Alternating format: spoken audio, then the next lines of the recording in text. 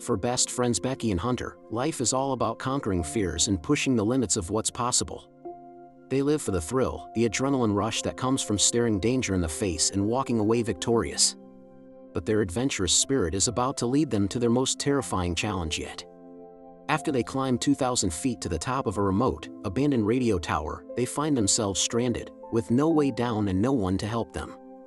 This is the story of their desperate fight for survival, a vertigo-inducing thriller that will have you on the edge of your seat.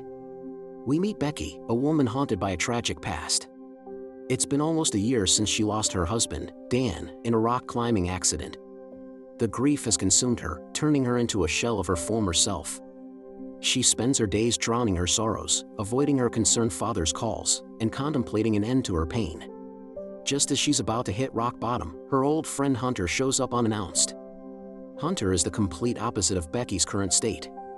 She's vibrant, fearless, and has built a career as a social media daredevil, known to her followers as Danger D.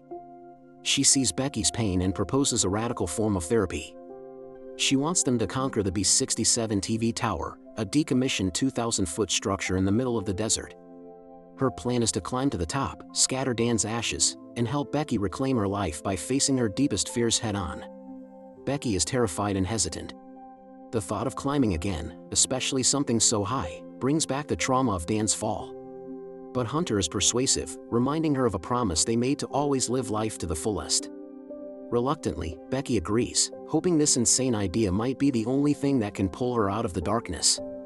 They drive out into the desolate desert, the colossal, rusted tower looming over the landscape like a skeletal finger pointing to the sky. The sheer scale of it is intimidating. As they get closer, they find the gate to the property locked, a clear sign that they shouldn't be there.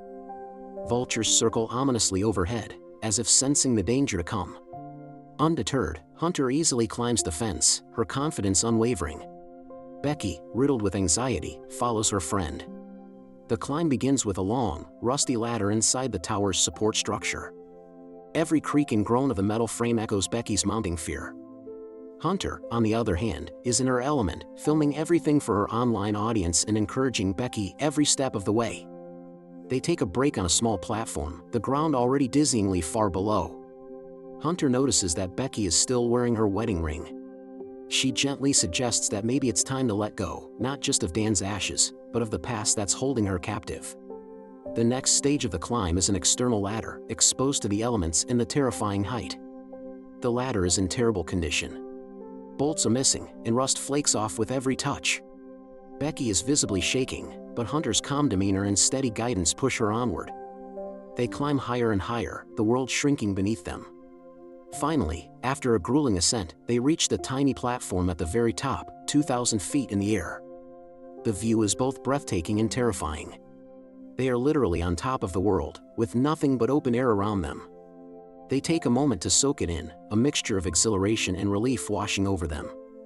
Hunter gets out her drone to capture epic shots for her channel, while Becky takes a deep breath and prepares to say her final goodbye to Dan.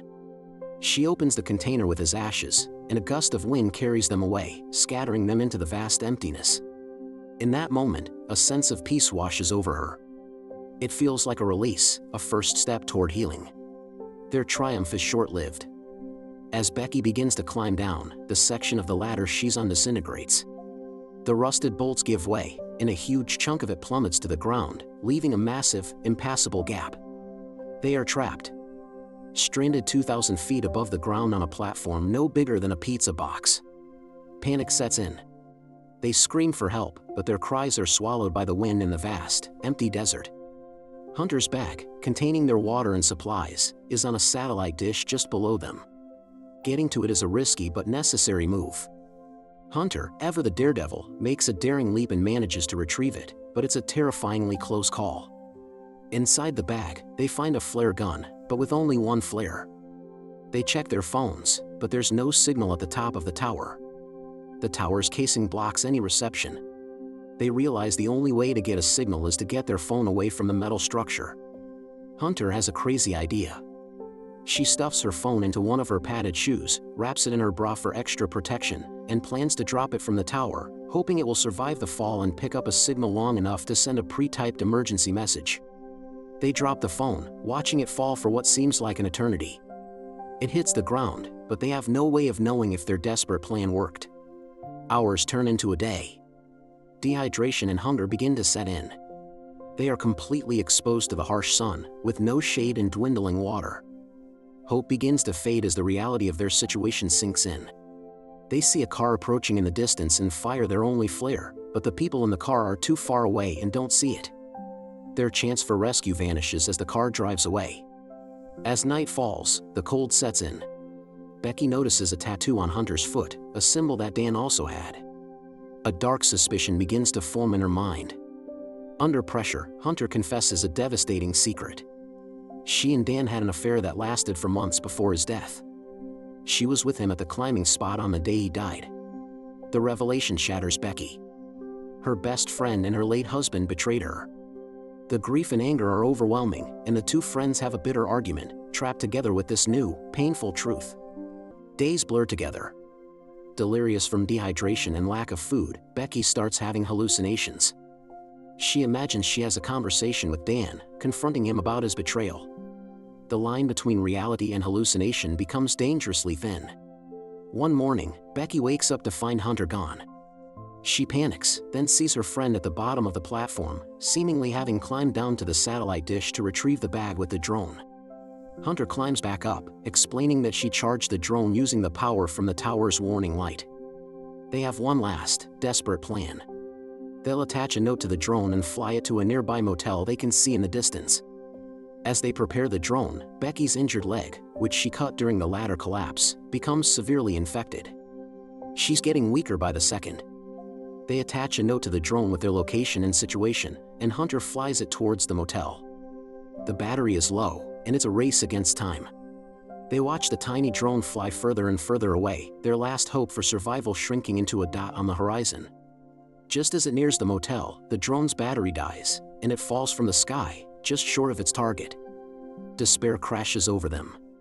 Becky, weak and delirious, suddenly looks at Hunter and notices something is wrong. Hunter's body is limp and her eyes are vacant. Becky remembers the vultures from before, and a horrifying realization dawns on her. She looks down at the satellite dish below. She sees Hunter's body lying there, motionless. Hunter never climbed back up after getting the bag. She had fallen to her death. Every conversation, every plan they made since that moment, had been a hallucination, a creation of Becky's dehydrated and traumatized mind. She has been alone on the platform all this time. The vultures that had been circling are now feasting on Hunter's body. In a moment of grotesque survival instinct, Becky realizes she must eat to survive. She manages to catch one of the vultures that lands near her. This horrific act gives her a small burst of energy and clarity. She knows she's truly on her own now. She remembers Hunter's idea about the phone. She climbs down to the satellite dish, a perilous and painful journey with her injured leg. She retrieves Hunter's other shoe, the one with the phone still inside. She types a message to her father, telling him she's trapped on the B-67 tower and that she loves him. She climbs back up, drops the shoe, and watches it fall. Then, she waits. Sometime later, she is awakened by the sound of sirens and helicopters. Her message got through. Her father alerted the authorities, and a massive rescue operation is underway. Becky is saved, brought down from the tower and reunited with her father. As she's being led away, she looks back at the monstrous tower one last time. She has faced death, betrayal, in the darkest parts of her own mind. She may have lost her best friend and her husband, but in the crucible of that tower, she found a reason to live again. Becky has conquered her ultimate fear, not of heights, but of living. She is forever changed, scarred but finally free. Thank you for watching this recap. If you enjoyed it, please consider subscribing to Movies Recap Repo for more content like this.